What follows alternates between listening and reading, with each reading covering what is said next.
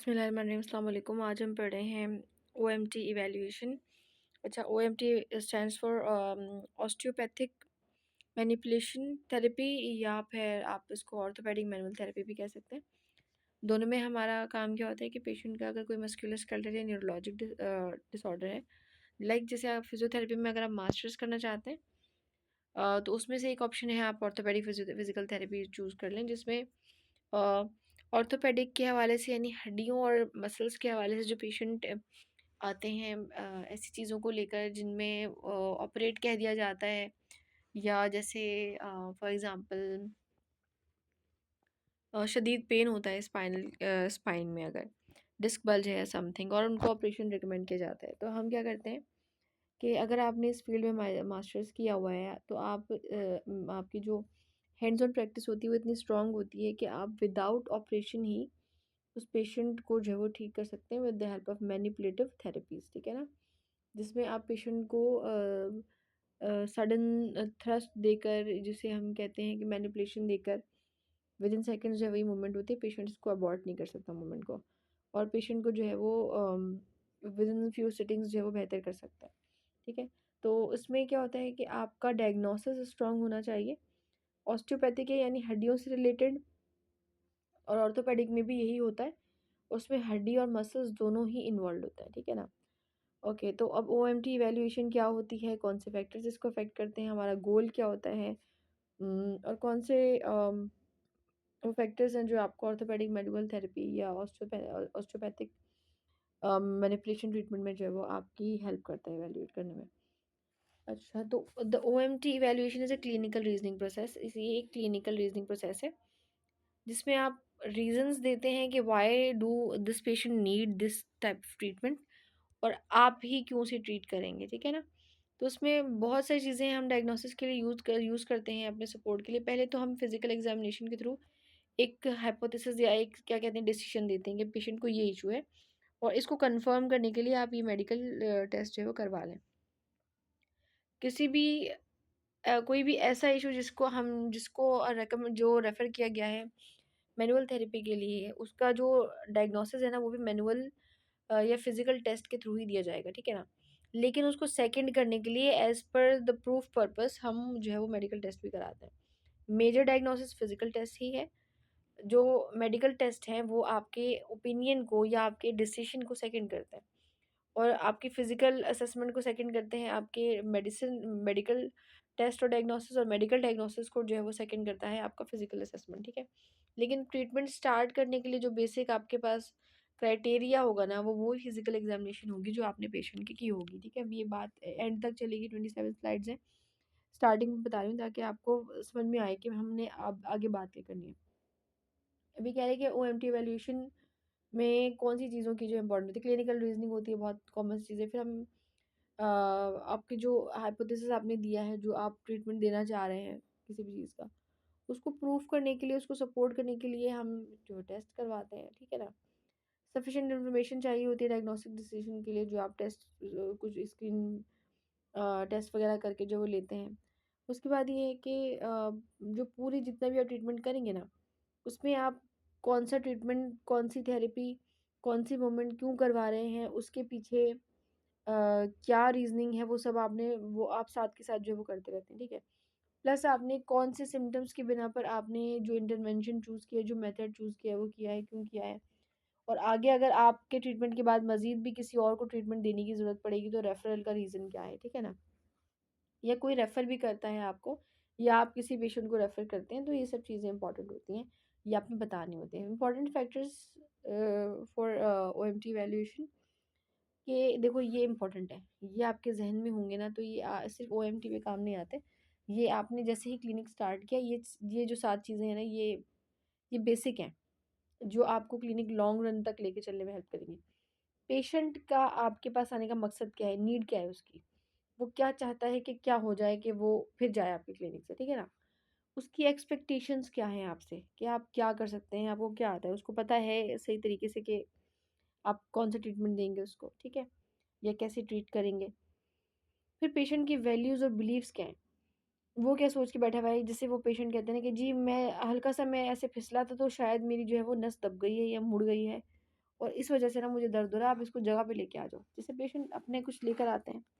और एक चीज़ ये इस चीज़ में आती है कि पेशेंट जो है वो, उनको पता होना चाहिए कि आप जब ट्रीटमेंट करेंगे तो आप जो है वो हम जो है वो टच भी करते हैं पेशेंट को, है ना, स्पेसिफिक एरियाज पर फॉर द ट्रीटमेंट पर्पस।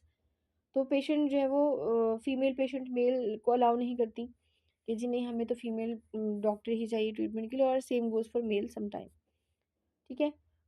उसके बाद आपके प्रोफेशनल इंस्टीट्यूशन के कैनन्स क्या हैं, आप जहाँ से पढ़ के आए हैं या जहाँ पर आपका है ये सेटअप, वहाँ पर कौन से रूल्स फॉलो किए जाते हैं, और वहाँ पर स्पेसिफिकली कौन सा आइडिया है जो फॉलो किया जाता है, और वहाँ से आपने प्रोफेशनली जो है वो आप अ, क्या आइडिया फॉलो करते हैं ट्रीटमेंट के लिए। रिसोर्सेज कंस्ट्रेंट एंड फंडिंग, आपके पास क्या मतलब कितने रिसोर्सेज है, रिसोर्सेज अवेलेबल है भी या नहीं। समटाइम्स ऐसा होता है कि फिजियोज के पास जो एक प्रोफेशनल बेड होना चाहिए फॉर द ट्रीटमेंट पर्पज़, वही नहीं होता। ठीक है ना। तो फंडिंग है पूरी, आपके पास इतनी रिसोर्सेज है कि जो आपने प्रोसेस सोचा है for the treatment purpose, for the treatment, वो फुलफिल हो सकेगा। ठीक है। पेशेंट के विजिट का रीज़न क्या है, you must know the reason कि इस वक्त पेशेंट, पेन तो हो रहा होता है, तकलीफ़ में तो होते हैं लोग, वो 20-20 10-10 दिन घर पे गुजार देते हैं, भाई इससे मसाज करवा ली, उधर सिकाई कर ली, ये सारी चीज़ें। अब ऐसा क्या हुआ है कि पेशेंट आप तक पहुँचा है, ये चीज़ आपको पता होनी चाहिए। The setting in which manual therapist practice, और वो सेटिंग के जहाँ पे जैसे क्लिनिक में अंदर आते ही पेशेंट समझ जाता है कि यहाँ पे मेरा इलाज हो सकेगा या नहीं, ये जो क्लिनिक की मेंटेनेंस देख रहा है ना, तो वो सेटिंग जहाँ पे मैनुअल थेरेपिस्ट प्रैक्टिस कर रहा था उसके बारे में जो है वो अ, उससे जो है हम अंदाज़ा लगाते हैं कि लाइक अगर बड़ा एरिया है, ओपन एरिया है, तो जाहिर सी बात है मशीन्स भी ज़्यादा होंगी, सिरिंज वगैरह सारा सामान प्रॉपर होगा फॉर द ट्रीटमेंट, है ना। और अगर ऐसा है कि छोटा सा क्लिनिक है तो फिर हम अपने ही क्लिनिक के हिसाब से कुछ ट्रीटमेंट डिसाइड करेंगे कि जी हम कौन सा कर सकते हैं, पेशेंट को तो वापस नहीं भेज रहे होते। ओके, ये चीज़ें अगर आपने पी ली, रट ली और आपने जहन में रख ली ना, तो यू हैव अ वे। ठीक है। गोल्स क्या होते हैं इवैल्यूएशन के, मतलब क्या इवैल्यूएशन करने में क्या चीज़ें होती हैं, क्या करना है हमने, है ना। कोई बेसिक पूछ ले कि what are the goals of OMD evaluation, अब क्या करते हैं उसमें इवैल्यूएट करने में। भई हम फिजिकल डायग्नोसिस करते हैं, बायोमैकेनिकल चेंजेस हैं पेशेंट में, पोस्चरल डिसफंक्शन है, पेशेंट का जो है पुअर पोस्चर है, उसकी वजह से मसल्स वीक हो गए हैं। फिर वो हमने एक तो देख के पहचाना, फिर हमने उसकी फिजिकल डायग्नोसिस की, उसका पैल्पेशन वगैरह की, देखा बायोमैकेनिकल चेंजेस क्या हैं। ठीक है। फिजिकल डायग्नोसिस एक इंडिकेशन और कॉन्ट्राइंडिकेशन के क्या करने से क्या कौन सा प्रॉब्लम होता है उसको, और कौन से मेथड से वो सुकून में आ जाता है, और जो ट्रीटमेंट हम देंगे उसके क्या इंडिकेशन है, क्या कॉन्ट्राइंडिकेशन है, और वो पेशेंट को सूट करेगा नहीं। और आखिरी चीज़ ये कि हम मेजरिंग प्रोसेस जो है, बेसलाइन मेजरिंग प्रोग्रेस का जो है प्रोसेस डिसाइड करते हैं। जैसा कि कुछ पेशेंट्स आते हैं बाद में वो मुकर जाते हैं, नहीं ये तो नहीं है, ये तो हो रहा था, तो फिर आप उससे बहस नहीं कर सकते पेशेंट से। सो लाइक आप एक चार्ट, जैसे हमारे पास फॉर्म्स होते हैं, आपने अगर लॉग बुक बनाई है तो आपको फॉर्म मिला होगा जिसमें बहुत सारी चीज़ें लिखी होती हैं, और पेशेंट बोलते रहते हैं और हम जो है वो उनके हिसाब से वो फॉर्म फिल करते हैं। पेन की जो इंटेंसिटी भी जो है उसमें हम नोट करते हैं, सही है ना। तो हमारे यहाँ ऐसा है सिस्टम के, पेशेंट समझते हैं कि अगर मैं, जैसे हम वो कोई सब्ज़ी लेते हुए उसमें खामियां निकाल दी तो सब्ज़ी वाला कम कर लेगा, इन द सेम वे बिल्कुल वो आपको भी ट्रीट करते हैं कि अगर हमने कह दिया कि जी बहुत फ़र्क आया है, तो फिर पेशेंट जो है वो जो डॉक्टर साहब है ना वो फिर उस तरह हमें ट्रीट नहीं करेंगे, तो हम बोल देते हैं कि जी हमें थोड़ा फ़र्क आया है, ताकि जो उनका स्पेशल वाला ट्रीटमेंट होता है ना वो हमें दे दें। ये वो थोड़ा-सा थॉट्स लेकर आते हैं। तो आपका एक मेजरिंग प्रोग्रेस, मतलब जो प्रोग्रेस हो रही है पेशेंट में, उसको मेजर करने का आपके पास एक प्लान होना चाहिए पूरा, या तो आप लिख रहे हों या पेशेंट जो बोल रहा हो उसे आप प्रॉपर्ली नोट डाउन कर रहे हो, फिर बार-बार रिपीट कर रहे हो कि अच्छा ये इश्यू है आपको, और फिर आप दोबारा जब वो आए आफ्टर 1 और 2 सेशंस, फिर आप सेम बातें ही रिपीट करें और फिर पेशेंट का रिएक्शन देखें, और जब पेशेंट आया था तो वो किस तरह चलता हुआ, और वो जो जहाँ पेन था उस एरिया को होल्ड करके आया था और अब किस पोजीशन में है, ये सारी चीज़ें, ठीक है ना। मेजरिंग प्रोग्रेस, तो इवैल्यूएशन में ये सारी चीज़ें आती हैं and they are very important. ठीक है। फिजिकल डायग्नोसिस कैसे होता है, सोमैटिक, सोमा मतलब बॉडी, तो बॉडी डिसफंक्शन हम चेक करते हैं। आगे ये बातें ना बहुत डिटेल से लिखी हुई हैं तो आप बोर हो जाएंगे, बट मैं फिर भी दोबारा रिपीट कर दूंगी। हमें बॉडी डिसफंक्शन चेक करते हैं, हम ये देखते हैं कि मस्कुलोस्केलेटल साइंस और सिम्टम्स क्या आ रहे हैं। हम ये देखते हैं कि अगर अगर जो है वो सोमैटिक डिसफंक्शन प्रेजेंट है तो वो कहाँ पे है, कौन से एरियाज में है, और वो कब जो है वो डिसफंक्शन बढ़ जाता है, यानी पेन उसमें कम सिम्टम्स एलिवेट होते हैं, और कम जो है वो कब जो है बेहतरी महसूस होती है, ठीक है। और अगर फिजिकल जो जो भी इशू है मस्कुलर स्केलेटल सिस्टम में या बॉडी में, उसका आपस में कोरिलेशन अगर नहीं है, ठीक है, अगर पेशेंट का सोमैटिक डिसफंक्शन का रिलेशन उसके मस्कुलर स्केलेटल साइन और सिम्टम्स से नहीं है, फिर क्या ट्रीटमेंट प्लान होगा और कौन सी फिजिकल या सॉरी मैनुअल थेरेपी जो है वो इस्तेमाल करनी है और कौन सी नहीं करनी। ओरिजिनेशन क्या है पेन की और पेशेंट की प्रॉब्लम की, वो विद इन द बॉडी है या आउटसाइड ऑफ द बॉडी है, या विद इन द बॉडी यानी किसी और बीमारी की वजह से रेफर्ड इश्यू, या ये कहने के ड्राइव्ड पेन है ये, कि इशू तो ये था कि जी कफ बहुत ज़्यादा था और खांस खांस के जो है वो चेस्ट की हड्डियों में और कमर में दर्द हो गया है कोई, यानी इसको हम as a internal issue count करेंगे कि इस वजह से हुआ है, या प्रोफेशन ही ऐसा है कि जी इस तरह जी वो मजदूरी करनी पड़ती है और ईंटें उठाना पड़ती हैं XYZ, तो उसकी वजह से हुआ है। तो ये डायग्नोसिस हमने देना है कि ओरिजिनेशन कहाँ से है, इनसाइड या आउटसाइड, ठीक है। Common characteristics of somatic dysfunction, अगर सोमैटिक डिसफंक्शन होगा तो उसके क्या साइंस होंगे और क्या सिम्टम्स होंगे। सिम्टम्स ये होंगे कि पेन है, वीकनेस है, स्टिफनेस है, नमनेस है, हेडेक है, डिजीनेस है और नोजिया है।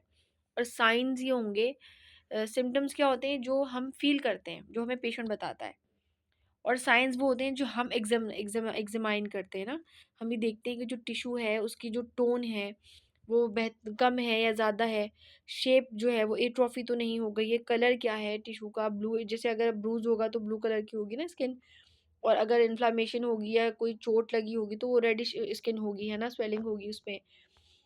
फिर वो हम देखते हैं कि टेक्सचर कैसा है और टेंशन कितनी है मसल में। फिर हम फंक्शनल चेंजेस देखते हैं कि रेंज तो पूरी है ना, और कितने ग्रेड तक जो है वो, लाइक अगर राइट आर्म का मसल ग्रेड 4 और 5 तक जो है वो जा रहा है और वो रेजिस्टेंस भी बर्दाश्त कर रहा है, तो क्या लेफ्ट का भी वैसा ही है या नहीं। और अगर इम्पेयर्ड मोबिलिटी है, यानी या तो हाइपर मोबिलिटी है, नॉर्मल रेंजेस से ज़्यादा जा रही है, या हाइपो है, हाइपर है तो ज़्यादा और हाइपो है तो कम, नॉर्मल रेंजेस से कम जा रही है, वो चेक करेंगे हम। सॉफ्ट टिश्यू कॉन्ट्रेक्चर्स जो हम ये कहते हैं घुटनियाँ बन गई हैं या इस तरह का कुछ होगा, या न्यूरल टेंशन साइंस होंगे, तो वो सब चेक करेंगे। ये हमारे पास फिजिकल एग्जामिनेशन के साइन और सिम्टम्स हैं। लाइक कि सोमैटिक डिसफंक्शन होगा तो क्या क्या हो सकता है। अब यहाँ पे एक छोटी सी लाइन लिखी हुई है, manual therapist skilled is in segmental mobility testing can often palpate a somatic dysfunction before it can be medically diagnosed।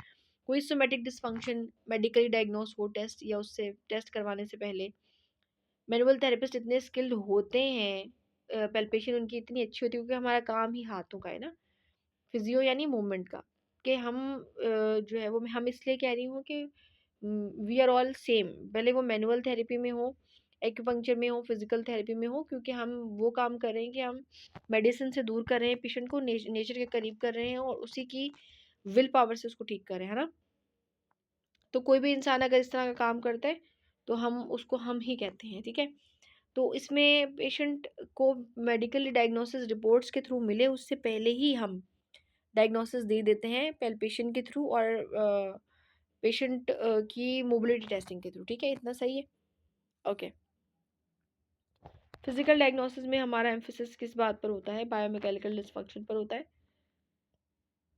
और identify the structures involve refinement of medical diagnosis and functional status of the involvement the physical diagnosis. अब मैंने अभी जो शुरू शुरू में आपसे बात की थी ना कि हम जब कोई भी ट्रीटमेंट देते हैं पेशेंट को, तो मेडिकल डायग्नोसिस जो है वो अपने उस डायग्नोसिस को चार चांद लगाने के लिए या रिफाइन करने के लिए इस्तेमाल करते हैं। बेसिक हमारा जो है वो किसी भी ट्रीटमेंट को डिसाइड करने का जो बेसिस है वो फिजिकल डायग्नोसिस ही होती है। ये एक दूसरे को सेकंड ज़रूर करते हैं। अब ये सेकंड क्यों करते हैं ये मैं बता दूँ आपको, कि पेशेंट आपके पास सर्टेन सिम्टम्स के साथ आया और आफ्टर 1 और 2 मंथ वो सारे सिम्टम्स चले गए।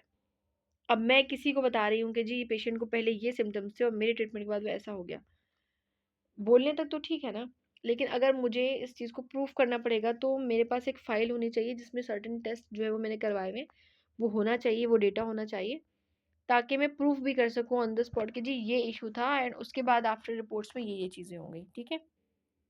उम्मीद है आप मेरी बात समझ गए होंगे। मैंने पूरी कोशिश की है दिलो जान से कि मैं आसान से आसान अल्फाज इस्तेमाल करूँ। Physical diagnosis is further refined through ongoing assessments of each subsequent treatment. The result of reassessments are an ongoing part of evaluation process। कि भाई फिजिकल डायग्नोसिस मतलब कैसे होता है कि अभी मैंने पहले डायग्नोसिस ले लिया ना उसका कि पेशेंट को ये इशू है, फिर जब मैं ट्रीटमेंट करती जाऊँगी तो ट्रीटमेंट करते-करते पेशेंट में जो बेहतरी आएगी उसको भी मैं नोटिस करते जाऊँगी, है ना? इसको हम कहते हैं कि ऑनगोइंग असेसमेंट है, ठीक है? फिर हम ये देखेंगे कि जो ऑनगोइंग असेसमेंट है उसमें जो रिजल्ट्स आ रहे हैं, जो पेशेंट में फंक्शनल इम्प्रूवमेंट आ रही है, उसको भी हम नोट करते जाएँगे। This is a part of your evaluation process. Okay, indications and contraindications. Conscientious patient evaluation and appropriate selection of technique minimize the potential risk of manual treatment. कुछ देखिए हर ट्रीटमेंट के जो है ना वो प्रोस एंड कॉन्स होते हैं ना कि उसके रिस्क भी होते हैं, कुछ रिस्क फैक्टर्स होते हैं। पेशेंट की मर्जी जानने के बाद पेशेंट क्या चाहता है और किन एरियाज में वो कंफर्टेबल है, उसके बाद एक अप्रोप्रिएट टेक्निक इस्तेमाल करना मैनुअल थेरेपी की, उससे ये फ़ायदा होता है हमें कि एक तो पेशेंट हमारे साथ कोऑपरेट करेगा, दूसरा ये कि हमें पता है कि उसकी क्या नीड्स है और हम क्या कर सकते हैं। और उसके बाद जो है वो पेशेंट जो रिस्क हो सकते हैं उस ट्रीटमेंट के, उससे हम जो है बच जाते हैं या उनको मिनिमाइज़ कर सकते हैं। समझ रहे हैं आप मेरी बात की? पेशेंट का भी एक हमने मर्ज़ी ले ली, एक मर्ज़ी हमारी और एक इंटेलिजेंट डिसीजन हमने लिया कि अगर हम ये ट्रीटमेंट करेंगे तो पेशेंट भी राज़ी रहेगा और हम ये ट्रीटमेंट भी अच्छे से अप्लाई कर पाएँगे और इसके रिस्क फैक्टर भी कम है क्योंकि पेशेंट इन चीज़ों के लिए रेडी है। Okay? Indications for the treatment कि मेरा ये ट्रीटमेंट उन उन लोगों को दिया जाता है जिनमें ये साइंस और सिम्टम्स होते हैं, ऐसा ही है। तो इंडिकेशंस क्या मिली हैं कि आपको ये ट्रीटमेंट देना है? कौन सी बात है पेशेंट में जो आपको ये इंडिकेट कर रही है कि ये ट्रीटमेंट पेशेंट के लिए बेस्ट है? तो उसको हम कहते हैं फिजिकल डायग्नोसिस पे हम ज़्यादा फोकस करते हैं कोई भी ट्रीटमेंट डिसाइड करने के लिए। अगर हाइपोमोबिलिटी और एंड एबनॉर्मल आ रही है, यानी जो रेस्ट्रिक्टेड है जॉइंट प्ले, तो उसमें मोबिलाइजेशन हम डिसाइड करेंगे कि भई कितनी हाइपोमोबिलिटी है और कितना फंक्शन जो है वो डिस्टर्ब है, तो उसमें मोबिलाइजेशन देनी है या नहीं देनी। अगर ऐसा हो कि मूवमेंट जो है वो रिस्ट्रिक्टेड है, हाइपोमोबिलिटी है और एंड फील जो है वो पेशेंट की जो एब्नॉर्मल आ रही है, तो फिर हम ग्रेड 3 स्ट्रेच मोबिलाइजेशन देते हैं पेशेंट को। ऐसा है। अभी कह रहे हैं कि अगर नॉर्मल एंड फील है, हाइपोमोबिलिटी है, लेकिन उसके साथ एंड फील नॉर्मल है, तो इसे हम पैथोलॉजिकल कंसिडर करेंगे और इसको हम एज सच ट्रीट नहीं कर सकते। ठीक हो गया। आगे बात कर रहा है indication and contraindication patient with hypomobility due to muscle spasm in the absence of tissue shortening. कि अगर हाइपोमोबिलिटी जो है वो मसल मसल स्पैज़म की वजह से है, ठीक है ना? कि दर्द हो रहा है मूव करते हुए इसलिए रेंज पूरी नहीं आ रही, अदरवाइज़ टिश्यू शॉर्ट नहीं हुआ है। तो उसमें हम रिलैक्सेशन मोबिलाइज़ेशन देंगे ताकि टिश्यू रिलैक्स हो जाए। उसमें हम ग्रेड 1 से लेके ग्रेड 2 तक की जो रेंजेस तक जाएँगे, ठीक है? वो ज़्यादा इफ़ेक्टिव होती हैं। Indications and contraindications. Contraindication to joint mobilization are relative and depend on many factors. ठीक है, contraindications जो है वो आपस में इनका ताल्लुक बहुत गहरा होता है। किन चीज़ों से इंडिकेशन से और उनमें जो चीज़ें आती हैं वो बहुत सारी दूसरी चीज़ों पर डिपेंड करती हैं। यानी जो पॉइंट्स मेरे पास हैं कि ये हो सकता है पेशेंट को कि ऐसा हो तो ऐसा हो जाए, यानी मेरे इस ट्रीटमेंट से उसको फ़ायदा तो होगा लेकिन देयर इज़ अ पॉसिबिलिटी कि दोबारा रीगेन कर ले सेम डिसफंक्शन। तो उसके पीछे और दूसरे बहुत सारे फैक्टर्स होंगे, मतलब ये बात करना चाह रहा है। ठीक है, okay. The vigour of the technique, the medical and physical diagnosis, the stage of pathology, the relationship between specific musculoskeletal findings such as joint range of motion and feel patient symptoms. अभी contraindication किस चीज़ पर depend करता है? ये जो आपने technique use की है, ये इससे पहले कितनी बार इस्तेमाल की जा चुकी है, इसकी स्पेशलिटी क्या है, कितनी रिफाइंड है। फिर मेडिकल डायग्नोसिस और फिजिकल डायग्नोसिस आपका कितना स्ट्रॉन्ग है। अगर जितना स्ट्रॉन्ग होगा आपको उतना बेहतर पता होगा कि आपने कितना परफेक्ट ट्रीटमेंट चूज़ किया है। और परफेक्ट ट्रीटमेंट का मतलब ये होता है कि जिसमें बहुत कम ही जो है वो रिस्क फैक्टर्स हों, है ना? स्टेज ऑफ पैथोलॉजी क्या है पेशेंट की और जो उसको मस्कुलोस्केलेटल स्पेसिफिक जो मसला है उसका क्या कहना चाहिए कि उसमें रेंज ऑफ मोशन कितनी डिस्टर्ब है, जॉइंट प्ले कितना डिस्टर्ब है, एंड फील कितनी डिस्टर्ब है ना? ये चीज़ और सबसे इम्पोर्टेंट कि पेशेंट के जो अपनी ज़ुबान से वो सिम्टम्स बता रहे हैं वो क्या हैं? वो दर्द बता रहा है, स्टिफनेस, नौज़िया ये सब बता रहा है। और उसके बाद हम ये नोटिस करेंगे कि वो जो इसकी इंटेंसिटी शुरू में बता रहा था उसको बढ़ा के बता रहा है या कम। यानी कि आपका जो ट्रीटमेंट था, जो आपने सोचा था कि ये चीज़ें इंडिकेट करती हैं कि मुझे ये ट्रीटमेंट देना है, अगर वो सही था, तो जो इंडिकेशंस हैं वो कम हो जाएँगी और अगर सही नहीं था तो कॉन्ट्रा इंडिकेशंस ज़्यादा हो जाएँगी, यानी जो पहले सिम्पटम्स थे वो एक्ज़ैजरेट हो जाएँगे, बढ़ जाएँगे, ठीक है? वही कह रहे हैं कि इसके एडिशनल स्पेसिफिक कॉन्ट्राइंडिकेशंस भी हैं फॉर ग्रेड 3 मैनिपुलेटिव के। ग्रेड 3 मैनिपुलेटिव टेक्निक्स क्या होती हैं? हाई वेलोसिटी थ्रस्ट मैनिपुलेशन कहते हैं। वो ऐसी मूवमेंट्स होती हैं जो हम बहुत क्विकली करते हैं और पेशेंट जो है वो उस मोमेंट को अबॉर्ट नहीं कर पाता। वो मोमेंट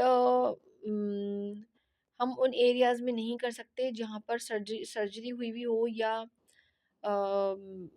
जो फ्रैक्चर वगैरह का इशू हो, ठीक है? तो ये भी कुछ मतलब ये कह रहे स्पेसिफिक कॉन्ट्राइंडिकेशन एडिशनल है, तो यानी ये स्पेसिफिक केसेस में ही हम अप्लाई करते हैं, ठीक है? मेजरिंग प्रोसेस क्या है? हम मेजरिंग प्रोग्रेस अच्छा वही पीछे slide. Measuring progress in patient को हमने आते ही पहले असेस किया कि जी जब पेशेंट आया था तो वो ऐसा था, और उसके जो मेजर डोमिनेंट सिम्टम्स थे वो ये थे कि जी हाथ जो था वो इस तरह मुड़ा हुआ था और वो सीधा करने में बहुत पेन हो रही थी और पेशेंट हमारे पास रोता हुआ आया था दर्द की वजह से।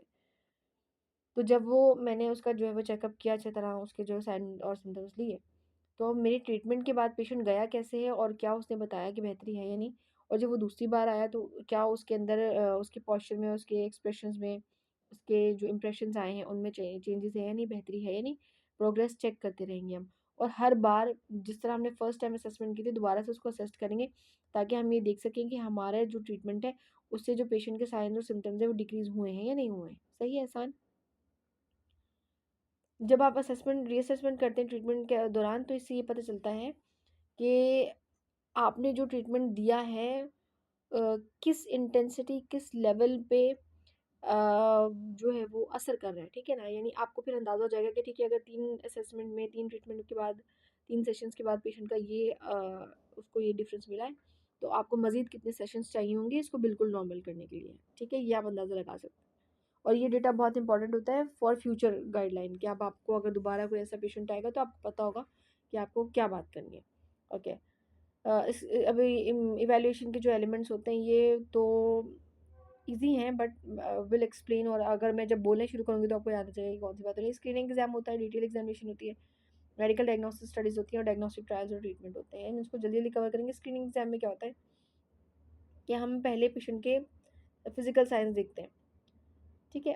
फिर हम पूछते हैं उनसे पेशेंट की हिस्ट्री, और इस वक्त उनको प्रेजेंट टाइम में कौन सा इशू है अब वो पूछते हैं, तो ये एक डायग्नोसिस, हम एक डायग्नोसिस बनाते हैं, उसकी सारी हिस्ट्री, उसका सारा डेटा, उसके सारे पेन्स इश्यूज और पिछली मेडिकल हिस्ट्री पास सारी, और उसकी फैमिली की सारी सब कुछ मिलाकर एक हम डायग्नोसिस रेडी करते हैं। उसके बाद हम डिटेल एग्जामिनेशन करते हैं कि अगर मैंने कोई डायग्नोसिस देना है तो डायग्नोसिस देने के लिए क्या मेरे पास इनफ डेटा है या कोई आकर मेरे डायग्नोसिस को नल कर सकता है ना? तो हमें ये देखना है कि डिटेल एग्जामिनेशन करनी है, और ये देखना है कि डेटा कभी भी इंसफिशिएंट ना हो हमारे डायग्नोसिस के लिए, ठीक है? बिल्कुल सफिशिएंट डेटा के साथ हम डेटा के साथ हम डायग्नोसिस बनाएं। कॉन्ट्राइंडिकेशंस क्या होंगी कि भाई एग्जामिनेशन के बाद, ट्रीटमेंट के बाद, अगर आप जो है वो पेशेंट को ये देखते हैं कि पेशेंट रिकवर नहीं हुआ, या फॉर एग्जांपल किसी और ने उसको आपके पास रेफ़र किया है, तो आप ये देखेंगे कि वो किस चीज़ का स्पेशलिस्ट था और उसने कौन सी ट्रीटमेंट अप्लाई की और जो वो नाकाम रहा और जिसके बाद उसने आपके पास भेजा। और स्क्रीनिंग एग्ज़ाम से ये डिसाइड हो जाता है कि वो पेशेंट आपका ही है या आपने किसी और स्पेशलाइज्ड डॉक्टर के पास उसको रेफ़र करना है, ठीक है? इतना सही है? अब स्क्रीनिंग एग्ज़ाम में कौन-कौन सी चीज़ें होती हैं? पहली चीज़ हिस्ट्री होती है, दूसरी इंस्पेक्शन। हिस्ट्री में हम क्या लेते हैं कि प्रेज़ेंट प्रॉब्लम क्या है पेशेंट की, वो डिस्क्राइब करें कि अभी क्या है, अभी ऑन द स्पॉट, जो अभी इस स्पॉट पे जब आप मेरे पास आए हैं तो आप किस मसले के तहत आए हैं और आप क्या चाहते हैं कि अभी कौन-सा मसला आपका हल हो जाए, ठीक है ना? फिर पेशेंट क्या नहीं कर पा रहा जिसकी वज़ह से वो परेशान है और वो आपके पास आया है। जैसे घुटनों में दर्द होता है, वो क्या कहते हैं कि जी हम वॉशरूम नहीं जा पा रहे हैं, हम बैठ नहीं पाते, हमें घुटनों में बहुत दर्द होता है, ठीक है? तो ये वो अपने फंक्शनल लिमिटेशंस बता रहे होते हैं आपको, जी हम ये नहीं कर पा रहे, इसकी वज़ह से हम ज़्यादा परेशान हैं। फिर एनाटॉमिकल लोकेशन क्या है उस प्रॉब्लम की, उन्होंने तो घुटने पे हाथ रखा है, आप देखेंगे कि मसल का मसला है, टेंडन का मसला है या जॉइंट का मसला है, ये आपका काम है। और फिर आप प्रिकॉशंस बताएंगे कि जी ये आपने, मतलब ये प्रिकॉशंस हैं और ये जो है वो नहीं करनी है आपने, अदरवाइज़ ये जो आपके सिम्टम्स हैं वो बढ़ जाएंगे, ठीक है? इंस्पेक्शन करते हैं, पोस्चर देखते हैं हम उसका, रेस्पिरेशन देखते हैं, स्किन में चेंजेस देखते हैं, स्वेलिंग तो नहीं है, डिस्कलरेशन तो नहीं है, लाइक आपने पहले आपने मूवमेंट्स असेस की, फिर आप गौर से देख कर नॉर्मल से उसको कंपेयर करके देखेंगे कि कौन से चेंजेस हैं इसमें, कि कौन पोस्चरल चेंजेस हैं, रेस्पिरेशन के चेंजेस हैं, पोजिशनल चेंजेस हैं, वीक पोस्चर की वजह से हो रहा है, या कहीं पे स्वेलिंग आ रही है, कोई चोट है, फ्लूइड एक्यूमुलेट हो रहा है, डिस्कलरेशन है, ये सब चीज़ें। Test of function, use active and if necessary passive movement to further define the anatomical location, mechanical nature of the dysfunction. Try to anticipate which movement will be painful. Use selected resisted movement to quickly screen muscle strength and status of contractile element and nerve supply. Perform additional symptoms localization screening test if you need more clearly identification mechanical aspects of the problem. Function test करें अगर आपको लग रहा है कि ये जैसे मुझे लग रहा है कि जी नी का जो है वो जो टेंडन है एंटीरियर टेंडन ना वो टूट गया है, ठीक है ना, उसके लिए मैं टेस्ट करूँगी, एंटीरियर ड्रॉअर टेस्ट करूँगी, ऐसा ही है, ताकि मुझे पक्का हो जाए कि जी यही प्रॉब्लम है। फिर मैं टच करके देखूँगी उसको। फिर हम देखेंगे कि कौन सी पोजीशन में उस वाली इशू में अगर मसल टेंडन टूट जाए तो दर्द होता है, तो हम सेम वही परफॉर्म करके देखेंगे कि पेनफुल हो रहा है या नहीं हो रहा। यानी हमें ये आइडेंटिफाई करना है मूवमेंट्स के थ्रू, एक्टिव मूवमेंट्स या पैसिव मूवमेंट्स के थ्रू, और अगर एक्टिव पैसिव में भी नहीं आ रहा तो फिर हम असिस्टेड और रेजिस्टेड मूवमेंट्स भी करवाते हैं, ताकि हम ये आइडेंटिफाई कर सकें कि एग्जैक्ट एनाटॉमिकल पोजीशन क्या है, एरिया कौन सा है जहाँ पे प्रॉब्लम है। सही हो गया। पैल्पेशन क्या होती है कि हम टच करके चेक करते हैं कि जो टिश्यूज़ हैं उनमें वो सख्त तो नहीं हो रहे, हार्डनिंग तो नहीं हो रही, स्पेज़म तो नहीं है, जो लिगामेंट्स हैं, जो टेंडन्स हैं, उनका टेक्सचर नॉर्मल है या कुछ और मसला आ रहा है इसमें, स्वेलिंग है या टेम्परेचर बढ़ा हुआ है उस एरिया का, थोड़ा सा गर्म है या स्लाइटली बिल्कुल ठंडा है, क्या इशू है वो हम पैल्पेशन के थ्रू कंफर्म करते हैं। ठीक है। और न्यूरोलॉजिकल वेस्कुलर एग्जामिनेशन, ये एग्ज़ाम कैसे होते हैं, अगर आपको याद हो, आपने ओपीडी की हो ड्यूरिंग योर रोटेशंस, तो आपने देखा होगा कि हम पेशेंट से कहते हैं कि जी ये जो ग्लास रखे हैं ना, इनमें से जो भरा हुआ है वो उठाकर मुझे दें, और इसको उठाकर वहाँ रख दें, और ये बॉल मुझे नीचे से उठा कर दें, और इसको ऐसे घुमाएं और दूसरे हाथ में पकड़ें। तो हम ये सारे एग्जामिनेशन बैलेंस एंड कोऑर्डिनेशन और बॉडी के डिफरेंट न्यूरोलॉजिकल फंक्शन और वेस्कुलर एग्जामिनेशन के लिए करते हैं। ठीक है। डिटेल एग्जामिनेशन में हिस्ट्री टेकिंग होती है, विच इज़ सबसे ज़्यादा क्रूशल ही ये होती है कि आपने प्रेजेंट एपिसोड में पेशेंट किन चीज़ों से सर्वाइव कर रहा है, यानी वो जिस पेन के साथ आया है, जिस तकलीफ के साथ आया है, जिस इशू के साथ आया है, इस इशू के अलावा उसको और कौन से मसले मसाइल हैं, ब्लड प्रेशर है, शुगर है, यूरिक एसिड है, किडनी स्टोन, XYZ, ये सब चीज़ें। फिर उसके फैमिली में भी क्या ये चीज़ें चलती आ रही हैं, यानी उसको जेनेटिकली ये मसले मिले हैं। फिर उसके पर्सनल हिस्ट्री हमने लेनी है कि वो मेंटली किसी ट्रॉमा से तो नहीं गुजर रहा, या उसकी पर्सनल लाइफ कैसे जा रही है। उस लिहाज से मैं नहीं कह रही पर्सनल लाइफ, आप आगे चले जाएँ कि उसके लाइक फैमिली के अलावा उसको कौन सी डिजीज़ हैं जो पहले किसी को नहीं थी और अब वो फेस कर रहा है। ठीक है। फिर हम फैमिली हिस्ट्री लेते हैं, फिर हम रिव्यू करते हैं सारे सिस्टम्स का कि जी ये सारा डेटा है, उससे हमें एक आखज़ निकल सकता है कि जी ये इशू होगा। फिर हम सिम्टम्स देखते हैं कि सिम्टम्स किस जगह पर हैं, किस टाइम पर ज़्यादा बढ़ जाते हैं, कम होते हैं, सिम्टम्स के कैरेक्टर क्या हैं। जैसे हम कहते हैं ना, सुई वाला दर्द हो रहा है, कटने वाला दर्द हो रहा है, और ऐसा लग रहा है आग निकल रही है ना, ये सिम्टम्स होते हैं, ये कैरेक्टर्स होते हैं तकलीफ़ के, पेन के। एसोसिएशंस क्या हैं उसके साथ, कौन से एरिया में, ये वो कहते हैं जब मैं पीछे मुड़ाता हूँ ना, तो मेरे फिर पीछे वाली कमर के ना नीचे जो मसल्स हैं ना, उनमें भी बहुत दर्द होता है, और जब मैं आगे हाथ करता हूँ तो मुझे फिर कहीं पे भी नहीं होता। फिर हम समझ जाते हैं कि कौन सा हेड है मसल का, ठीक है, बाइसेप का फर्स्ट या सेकंड कौन सा हेड है जहाँ पर दर्द हो रहा है, समझ रहे हैं। कौन सी चीज़ है जो सिम्टम्स को सीवियर कर देते हैं। फिर डिटेल एग्जामिनेशन होती है, इंस्पेक्शन करते हैं, हम ऑब्जर्व करते हैं पेशेंट का पोस्चर, फिर हम देखते हैं कि वो हैबिचुअल है, उसकी उठते हुए बैठते हुए बॉडी की शेप देखते हैं कि वेट की वजह से तो नहीं हो रहा, कोई मसल में ट्रॉफी तो नहीं हुई। फिर हम स्किन कलर के चेंजेस देखते हैं, कहीं स्कार्स तो नहीं है। फिर हम उसकी डेली लिविंग एक्टिविटीज़ का जायज़ा लेते हैं, उसका गेट पैटर्न देखते हैं।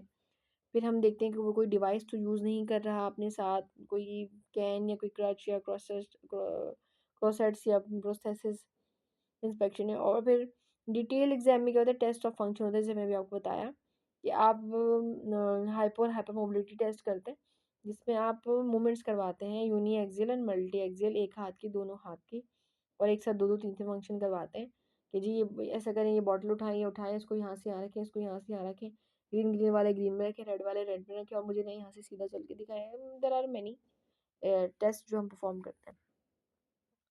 फिर हम ट्रांसलेटरी मूवमेंट करवाते हैं, मूवमेंट्स करते हैं, पेशेंट पर टेस्ट करते हैं, कभी ट्रैक्शन देकर, कभी कंप्रेशन, कभी ग्लाइडिंग के थ्रू, कि उसकी नॉर्मल रेंजेस पता चल सकें, और किस मूवमेंट के दौरान पेन हो रहा है, हमारी हमारी किस मोमेंट के दौरान उसको पेन हो रहा है। इससे हम ये अंदाज़ा लगा सकें कि वो पॉइंट ऑफ डिसफंक्शन क्या है। और डिटेल एग्जाम में हम test of function resistant movement भी करवाते हैं, असिस्टेड मूवमेंट भी करवाते हैं, कि अगर नॉर्मल मूवमेंट में पेन नहीं हो रहा तो देखें कि किस ग्रेड तक की मूवमेंट पेशेंट बर्दाश्त कर सकता है, और उसके बाद उसको तकलीफ स्टार्ट होती है। और एडिशनल टेस्ट स्पेशल केसेस में होते हैं। उसके बाद पैल्पेशन के थ्रू हम ये देखते हैं कि टिश्यूज़ में कोई एसिमेट्री तो नहीं है, स्वेलिंग तो नहीं है, कोई कॉन्ट्रैक्चर तो नहीं बना हुआ, कोई नील तो नहीं पड़ा हुआ, कोई गुठली सी तो नहीं है, इस तरह का कुछ। और न्यूरोलॉजिकल टेस्ट करते हैं, जो मैंने आपको बताया कि टेंडन रिफ्लेक्स टेस्ट करते हैं, मैं भी एंटीरियर डॉट टेस्ट का मैंने आपको बताया।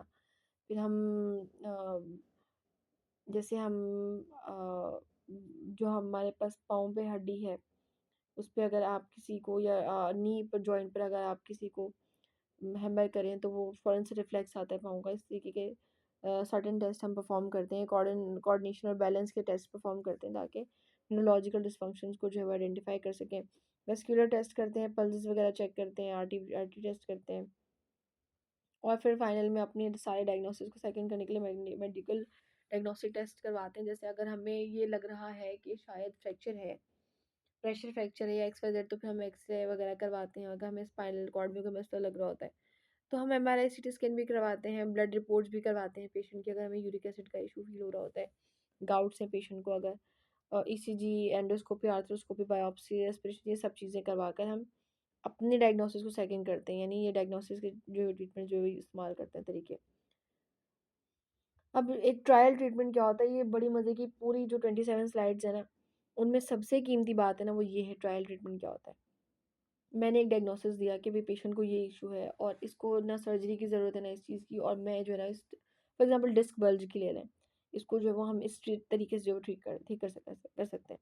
अब मुझे ये प्रूफ करना है, मुझे जो है वो मेरे टीम के लोग, या जो दूसरी ऑपोजिट स्पेशलाइजेशन के लोग हैं, वो ये कह रहे हैं कि जी नहीं, ऐसा नहीं हो सकता। तो मैं क्या करूँगी कि ट्रायल ट्रीटमेंट दूँगी। अच्छा ठीक है, अगर मेरी डायग्नोसिस सही है, उसके हिसाब से मेरे इस ट्रीटमेंट के इतने सेशंस के बाद पेशेंट में बेहतरी आ जाएगी, और अगर ऐसा नहीं हुआ तो फिर जो ट्रीटमेंट है मैं उस पर रेफ़र कर दूँगी पेशेंट को, जो आप समझते हैं।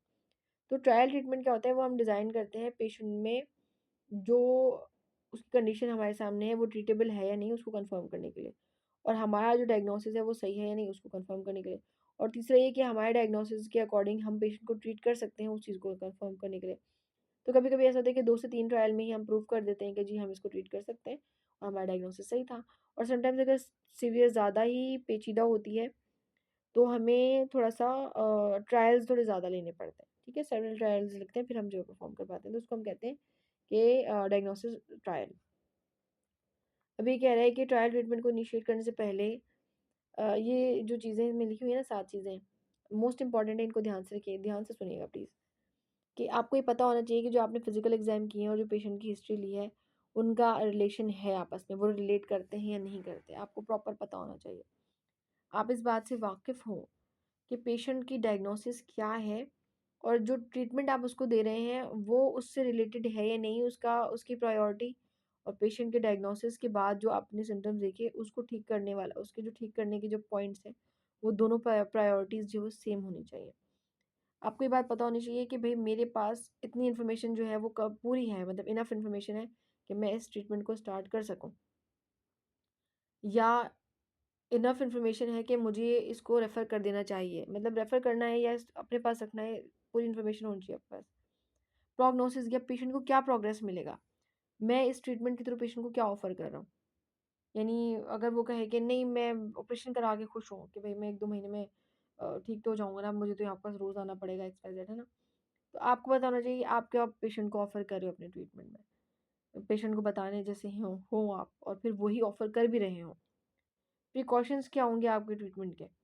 अगर कोई मसला बनता है तो मैक्सिमम क्या होगा और मिनिमम उसका क्या होगा? और आखिरी चीज़ कि पेशेंट को क्या लगता है कि उसको आप कैसे ट्रीट करेंगे, और उसको जो मसला है वो क्या मसला है? वो उसको समझ रहा है कि वो किस चीज़ से गुज़र रहा है, क्या इश्यू है? या उसको कोई गलतफ़हमी है।